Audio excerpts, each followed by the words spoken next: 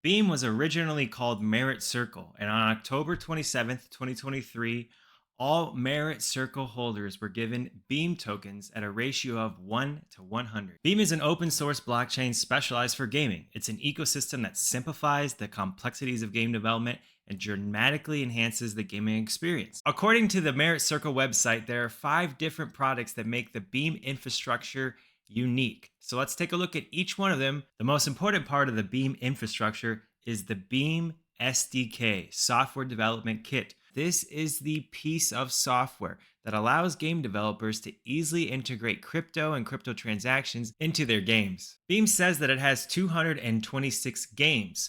However, most of those are not actually operating on the Beam network, meaning that all of these are using the Beam software development kit to integrate the use of crypto assets into their game. However, only a few are actually transacting those crypto assets on the Beam blockchain instead of on another blockchain. On the first 4 pages of this list, I found that just 7 of the 96 games are using the Beam blockchain, meaning that in total, there's probably around 17 games using it. Only those games that are built on the Beam blockchain will use Beam tokens to pay for gas fees, meaning that those are the only games that will help increase the demand and therefore price of Beam token. Looking at the games built on the Beam blockchain, there is a large variety. There is a health app that allows you to earn AMO tokens by tracking your everyday activity.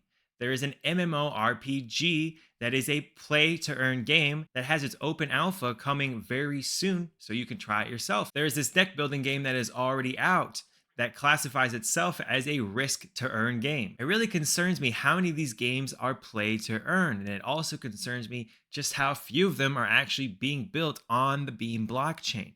Remember, games take multiple years to develop, and even though this list shows upcoming games, there's still maybe 20 of them total that are being built on the Beam blockchain. It has me concerned there might not be many games being built on Beam in the next 2 to 4 years. The next part of Beam's infrastructure is Sphere, Beam's NFT marketplace for gaming assets. It is almost scary how dead this NFT marketplace is. Their top collection has only had 160,000 volume in the last 7 days, which sounds impressive until we remember that Beam is only trading for 3.2 cents at this point, meaning there's only been a total of $5,000 traded in their top collection. And once we scroll down to even just row 3, we can see that there are collections without any floor, without any transactions in the last 7 days. The Beam Companion app is designed for gamers on the Beam network, a nice way for you to keep track of your gaming assets and statistics, but it only has 1,000 downloads currently on the Google Play Store. BeamOS ties all of the products together into one unified experience, but really, it's just a homepage with a bunch of links to each of their products. I show you guys to help you understand things that this commenter did not understand. The only things that Beam has going for it are its SDK and cryptos that are using its blockchain.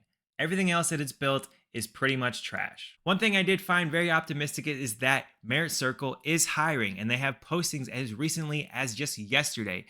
It means that they are hiring, they're building the team, and they're pushing forward in their development plans. Let's take a look at the tokenomics. Remember that Beam is a rebrand of Merit Circle, which means it has been around a while, meaning that most of the tokens are unlocked. In fact, 79% of them are currently in circulation. It is a little concerning that the top 100 holders have 85% of the total supply. There are 2 different contracts. One of them is on Ethereum, and there's another one on the Binance Smart Chain, presumably because it's so much faster. Even between the 2 chains, it does concern me looking at the number of holders.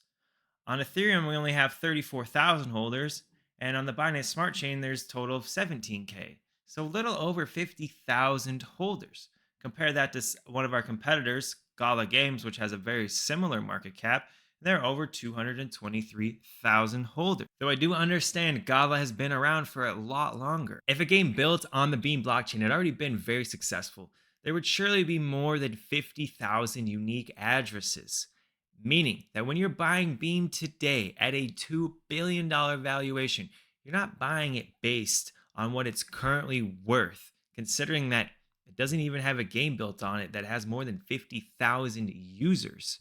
You are buying it based on what you think the future can look like in 5 or 10 years, a day when Beam has millions of users using the games that it is built on. But right now, looking at the list of games on their website in development, currently being built on the Beam blockchain, I am pretty concerned that that future may never come. To build upon that, this is their 2024 and beyond roadmap.